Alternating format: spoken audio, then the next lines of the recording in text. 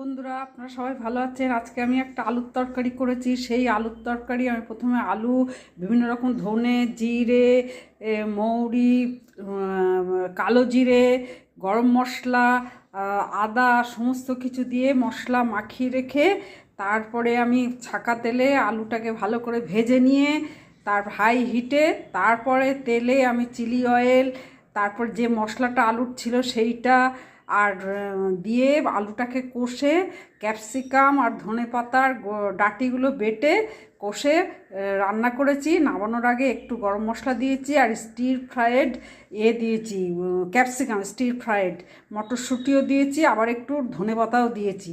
দিয়ে এই আলুর তরকারিটা করেছি মাখা মাখা করে। আর তার সঙ্গে কড়াইশুঁটির কচুরি পুর করে ময়দাতে পুর ঢুকিয়ে এই কচুরি করেছি। পুর তো আগে আপনাকে কি করে করতে হয় আগের ভিডিও দেখেছি।